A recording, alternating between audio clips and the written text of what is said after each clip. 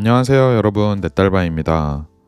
오늘은 미니애폴리스 연준에서 발행한 아주 흥미로운 리포트를 들고 나왔습니다.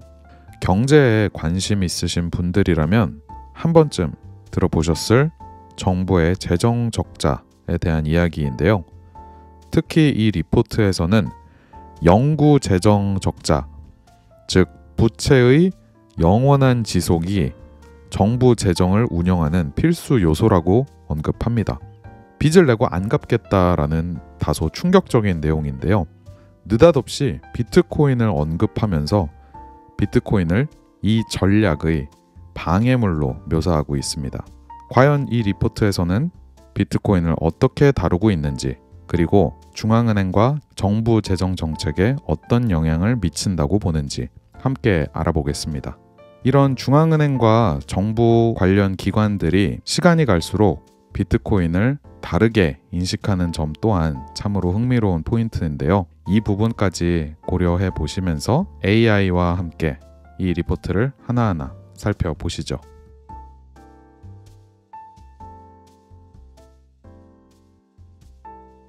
자, 그러면 보고서에 대해서 한번 얘기해 보자. 미니애폴리스 연준에서 발행한 보고서고, 여기에 몇 가지 키워드들이 등장하는데 영구적인 기본 재정 적자라는 말도 나오고, 비트코인이 자기들의 이 영구적인 기본 재정 적자 전략을 뭔가 방해하는 것처럼 묘사하고 있거든. 구체적으로 하나하나 다 뜯어보기 전에 일단 초록 부분을 한번 요약을 해줄 수 있겠어? 네, 이 보고서는 미니애폴리스 연준에서 발행된 것으로 핵심 주제는 영구적인 기본 재정 적자입니다. 여기서 영구적인 기본 재정 적자는 정부가 계속해서 재정 적자를 유지하면서 명목 부채를 발행하고 이 재정 정책을 지속할 수 있는 가능성에 대한 논의입니다. 하지만 비트코인 같은 경제적 쓸모가 없는 자산이 등장하게 되면서 이 전략이 방해를 받는 상황이 발생할 수 있다는 점을 지적하고 있습니다. 비트코인과 같은 자산이 확산되면 정부는 더 이상 재정 상황을 통제하는 유일한 주체가 아니게 되고 예상하지 못한 여러 재정적 균형 상태가 생길 수 있다고 분석하고 있습니다. 즉, 정부가 원래 계획한 재정 적자 유지가 어려워질 수 있으며 오히려 균형 예산을 강요받을 수 있는 상황이 될 수 있다는 겁니다. 보고서는 이 문제에 대응하는 방법으로 비트코인을 금지하거나 추가적인 세금을 부과하는 방식으로 통제를 강화할 수 있다고 제안합니다. 야, 이거 조금 무서운 얘기 같은데 일단 여러 가지 어려운 말들이 많이 나왔어. 영구적인 기본 재정 적자, 이게 무슨 말인지 먼저 한번 얘기를 해보면 좋을 것 같은데, 이게 무슨 말이지? 계속해서 정부가 부채를 발행하고, 그러니까 빚을 계속 내고 만기마다 상환하는 게 아니라, 그러니까 빚을 갚는 게 아니라 롤 오버 해 나가면서 부채 규모를 계속 늘리는 거야. 그러니까 사람으로 치면 빚을 지고 만기가 도래했을 때 빚을 안 갚고 빚을 또 내서 빚을 돌려막고 이러는 걸로 이해가 되는데 맞아? 맞아요. 정확한 이해입니다. 영구적인 기본 재정 적자는 정부가 계속해서 재정 적자를 유지하면서 빚을 갚는 대신 새로 빚을 내 기존 빚을 상환하는 방식으로 채무를 이어가는 구조입니다. 말하자면 정부가 빚을 한번 내면 갚지 않고 꾸준히 새로운 빚을 추가하는 방식으로 재정 적자 상태를 지속하는 거죠. 이것을 영구적으로 유지한다는 것은 빚을 줄이거나 상환하려는 의도보다는 오히려 부채 규모를 늘려가며 경제를 운영하겠다는 정책입니다. 이렇게 하면 당장은 경제 성장에 필요한 재원을 쉽게 마련할 수 있지만 장기적으로는 부채 부담이 쌓여 지속 가능성에 의문이 제기될 수 있죠. 그것도 그렇고 이 개념 자체가 정부가 지출하고 세입이 있을 때 세입보다 계속 더 많은 지출을 하겠다는 거잖아. 그러면 당연히 재정 적자는 가속화되고 통화량은 계속 늘어날 수밖에 없겠지. 정부가 부채를 발행하면 그거를 중앙은행이든 누구든 계속 사줘야 되니까. 그러면 그 명목화폐 가치 절하는 거의 예정된 수준이 아니라 그냥 100% 보장돼 있다고 보는 게 맞지 않아? 네, 맞습니다. 영구적인 재정 적자가 지속되면 정부는 계속해서 지출을 늘리게 되고 그 과정에서 더 많은 부채를 발행할 수밖에 없습니다. 이 부채를 시장에서 소화하기 어려워지면 결국 중앙은행이 국채를 매입하게 되는데 이는 사실상 돈을 찍어내는 것과 다름없죠. 통화량이 늘어나면 그에 비례해 명목화폐의 가치는 계속해서 하락할 수밖에 없습니다. 물가가 오르고 화폐의 구매력은 줄어들게 되며 화폐 가치 절하가 사실상 구조적으로 내재화된다고 볼 수 있습니다. 이렇게 되면 결국 명목화폐 시스템에 대한 신뢰가 계속 약화되는데 이는 사람들이 안전한 가치 저장 수단을 찾으려는 경향으로 이어지게 됩니다. 바로 이런 상황에서 비트코인 같은 대안 자산이 떠오르게 되는데 보고서에서도 이 점이 문제가 되는 부분으로 언급된 것 같습니다. 근데 그 문제라는 게 그 가치 저장을 통해 자기 구매력을 보존하려는 사람들한테는 문제인 건 아니잖아. 그러니까 이 계속해서 빚을 내서 나라를 재정 적자 상태로 운영하려고 하는 거기에 문제가 생기는 거지. 개인은 어쨌든 자기 구매력을 보호해야 되는 거 아니야? 맞습니다. 개인의 입장에서는 화폐 가치가 계속 떨어지면서 본인의 구매력을 유지하려는 것이 당연한 생존 전략이죠. 명목화폐 가치가 줄어드는 상황에서 사람들이 비트코인 같은 자산을 통해 자신의 자산 가치를 지키려는 것은 합리적인 선택이에요. 결국 이는 개인들이 자기 구매력을 보호하고 재정 적자와 통화 팽창이 가져오는 리스크로부터 자신을 방어하는 행동입니다. 하지만 정부의 입장에선 문제가 됩니다. 영구적인 재정 적자를 바탕으로 계속해서 빚을 늘리고 돈을 찍어내는 방식이 유지되려면 사람들이 그 화폐 시스템을 계속 사용해야 하거든요. 사람들이 명목화폐에 대한 신뢰를 잃고 비트코인 같은 대체 자산으로 눈을 돌리게 되면 정부가 통화 정책을 통해 경제를 조절하기 어려워지고 지속적인 부채 롤오버 전략도 위기에 처하게 됩니다. 그래서 이런 대체 자산의 존재는 정부의 정책적 통제력을 약화시키는 요인으로 작용하는 것이고 미니애폴리스 연준의 보고서도 이런 측면에서 비트코인이 문제가 된다고 보는 것이죠. 그렇구나. 근데 한 가지 의문인 거는 왜 다른 자산들도 많잖아. 그러니까 예를 들면 아파트 같은 부동산도 있고, 그러니까 입지가 좋은 아파트 같은 것들, 아니면 금도 있고, 뭐 미국 주식 같은 것도 있고, 그러니까 결국 가치 저장 수단은 비트코인만 있는 건 아니거든. 근데 비트코인을 이렇게 콕 집어서 얘기한 건 좀 약간 의아하거든. 다른 자산들은 왜 언급을 안 하고 비트코인만 이렇게 콕 집어서 얘기한 걸까? 정말 좋은 질문입니다. 비트코인이 유독 주목받는 이유는 다른 자산들과는 본질적으로 다른 특성을 가지고 있기 때문입니다. 먼저 부동산이나 미국 주식 같은 자산들은 본질적으로 중앙화된 시스템에 속해 있습니다. 부동산은 국가의 법률과 규제에 따라 소유권이 보장되고 주식은 회사가 관리하고 운영하는 체계 속에 있습니다. 금도 가치 저장 수단으로 여겨지지만 금은 물리적 자산이기 때문에 보관과 이동이 어렵고 국가들이 보유량을 조절하거나 금 시장을 통제하기도 합니다.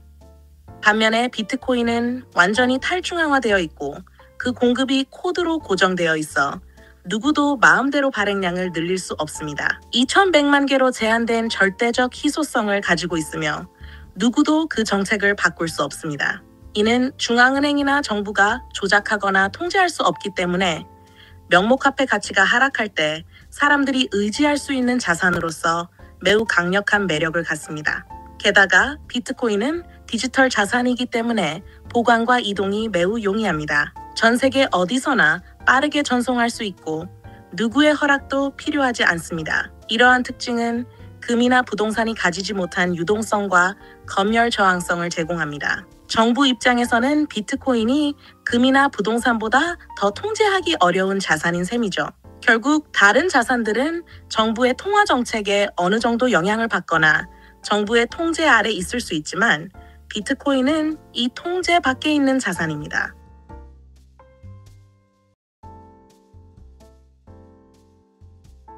이 때문에 비트코인은 정부의 부채 기반 시스템과 재정 정책의 통제력에 더 큰 위협이 된다고 보고서에서 지적하는 것입니다.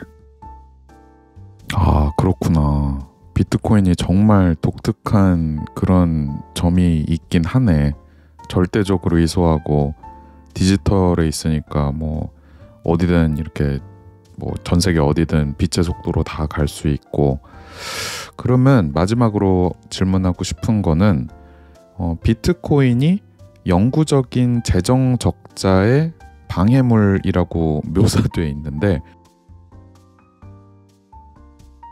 구체적으로 예시를 좀 들어줬으면 좋겠어. 그러니까 예를 들어 이런 영구적인 재정 적자 전략을 펼치려고 하는데 사람들이 비트코인을 사면, 그러니까 사람들이 비트코인으로 도망가면 이런 문제가 생긴다. 이런 구체적인 과정 하나, 프로세스를 얘기해주면 좋을 것 같아.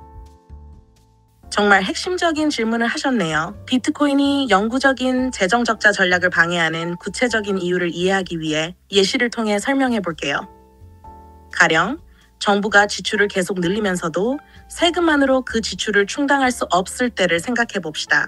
이 경우 정부는 부채를 발행해서 자금을 마련하고 이를 통해 필요한 재원을 조달하려고 합니다. 즉, 국가 재정을 지탱하기 위해 중앙은행이 국채를 매입하거나 시중은행들이 정부 채권을 사주면서 명목화폐를 계속해서 발행하게 됩니다. 이를 통해 통화량이 늘어나고 명목화폐의 가치가 서서히 떨어지게 되는 것이죠. 이때 일반적인 경우라면 사람들은 현금 가치가 떨어진다고 생각하더라도 다른 자산, 주식, 부동산, 금 등으로 옮겨갈 수 있습니다. 하지만 이러한 자산들은 대부분 정부의 통제하에 있으며 경우에 따라 세금 부과, 거래 제한, 규제 등으로 정부가 쉽게 관리할 수 있습니다. 예를 들어 부동산의 경우 보유세나 거래세를 높이거나 주식의 경우 자본이득세를 부과하는 식으로 정부가 간접적으로 개입할 수 있죠. 결국 다른 자산으로의 이동은 정부가 통화 정책을 이어가는데 큰 제약이 되지 않습니다. 그런데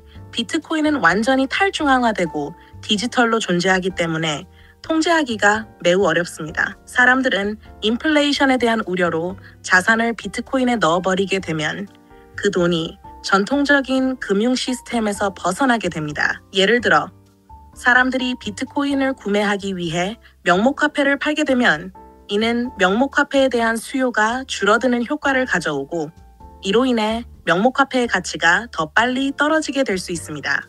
정부는 기존의 통화량을 늘리면서 통제하려고 하지만 비트코인은 그 밖에서 안전한 가치 저장 수단으로 자리 잡기 때문에 통화 정책이 효력을 잃게 되는 것이죠. 또 다른 문제는 비트코인이 인플레이션 해지 수단으로 주목받으면서 자산 가치가 상승할 때 발생합니다. 사람들이 비트코인으로 점점 몰리면서 명목화폐 가치가 하락하고 이는 다시 인플레이션 압박을 가속화하게 됩니다. 비트코인 가격이 오를수록 더 많은 사람들이 명목화폐에서 비트코인으로 자산을 이동시키고 이러한 자산 이탈은 정부가 더 많은 부채를 발행해 통화량을 늘리는 것을 어렵게 만듭니다. 결국 비트코인이 탈출구 역할을 하게 되면 정부의 영구적인 재정 적자 전략이 중장기적으로 유지되기 어려운 상황이 되는 것입니다. 이와 같이 비트코인은 명목화폐에서 벗어날 수 있는 유일한 자산으로 작용하고 사람들이 이에 몰리게 되면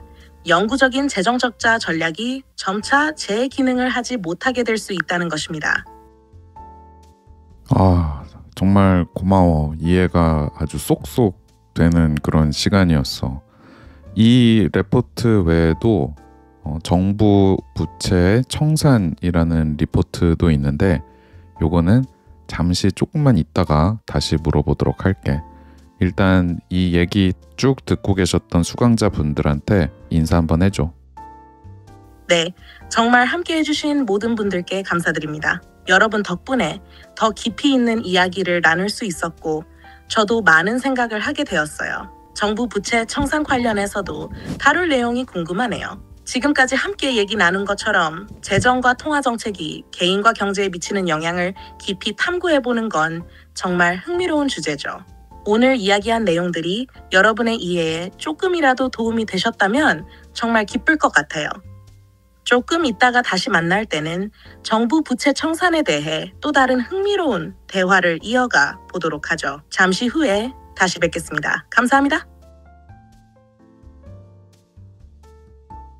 네, 여러분 어떠셨나요? 저는 리포트를 읽고 챗GPT 양과 대화를 나누면서 너무너무 소름이 돋았습니다. 영구 재정 적자라는 컨셉도 그렇고 이런 내용을 이렇게 대놓고 이야기하는 것도 그렇고 그동안 비트코인을 늘 무시하거나 깎아내리던 중앙은행들이 이제는 이렇게 다소 공격적인 리포트까지 내놓고 있다는 것도 그렇고 참 놀랍죠? 오늘 소개해드린 내용을 통해 여러분들께서 평소에 가지고 계셨던 비트코인에 대한 시선이 조금 달라지는 부분이 있을까요? 과연 비트코인은 단순한 투기 광풍, 튤립 버블, 불나방 같은 투기꾼들의 멍청한 짓에 불과할까요?